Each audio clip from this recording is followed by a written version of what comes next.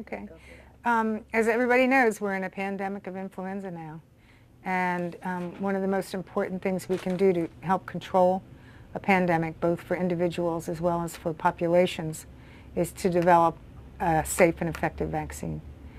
And the NIH is sponsoring a number of clinical trials of vaccines for prevention of the type of flu that's causing the pandemic. And clinical trials of the vaccines have just begun in some sites and are starting at most of the sites this week. The studies that we're doing have some very simple goals.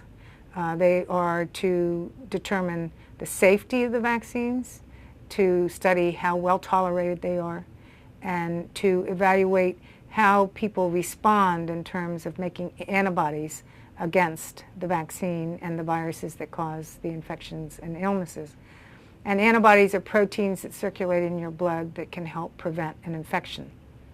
Each year when we develop the inactivated vaccine for prevention of influenza, we typically include 3 strains in the vaccine. And one of the strains is an H1N1 virus. But these viruses are so different that most of the population is considered susceptible. So a major goal is to determine how many doses of vaccine will be needed and what strength the vaccine needs to be to stimulate effective antibody responses against the virus.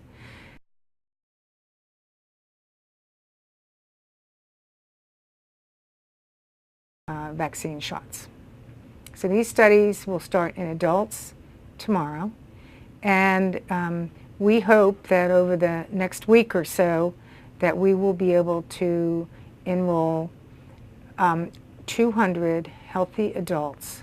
100 of these will be over the age of 65, and the other 100 will be between the ages of 18 and 49 years. Now, one of the reasons why we're particularly looking at different age groups is that it appears, based on some early and preliminary information, that older people may have experienced infections with viruses that are similar to the swine virus that circulated earlier in the 20th century. And if that's true, those individuals may remember the virus, if you will, and may only require lower doses and only a single dose. Whereas younger people, such as when we get into the pediatric age groups, who have seen few H1N1 viruses, and certainly none that looks like this particular swine virus, may require 2 doses of vaccine or may require a higher content of the vaccine antigen. So, as I say, the goals are to figure out. Right. We'll be seeing subjects after they receive, we'll have them keep track of symptoms and their temperature in a diary, or what we call a memory aid, for the week after each of their immunizations. And then they'll come back into the clinic, and we will review that document with them to make sure that we understand if they had a symptom, what the symptom was, and how severe it was. And then 3 weeks after the first injection, they'll come back for the second set of injections. Same process, blood sample first, keep a diary for a week, come into the clinic, review the diary, come back 3 weeks after the second set of injections, and in this study they'll get a third injection, and then they'll come back 3 weeks after that. So when they're injected, what are some of the symptoms they could get? And I think sometimes people don't want to get the regular flu injection because they say, well, I'm going to get the flu. So is this the same kind? Well, this vaccine is prepared in the same way that the seasonal inactivated vaccine is prepared. The virus is killed. It's first grown up in eggs, and then it's inactivated or killed. And the most common side effects or adverse reactions that people experience after receiving that kind of a vaccine are possibly some discomfort at the site of the injection, and sometimes some redness and swelling. Occasionally, an individual will say, that flu shot gave me the flu.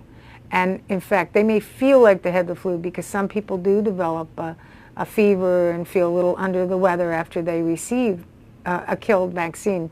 It is not influenza. It is a reaction to the vaccine. It's not completely clear right now whether some of the vaccine would be available to the population before information from the clinical trials comes in. So for example, the live attenuated vaccine, which is not being tested in these studies, may be available somewhat earlier, and the question is whether the policymakers or the FDA would permit its use as just a strain change, as a seasonal influenza virus. I don't know the answer to that. I think everybody would like to see some information, certainly about safety for all of these vaccines, and definitely about how much and how many doses are required before final decisions are made about how to give the vaccine best.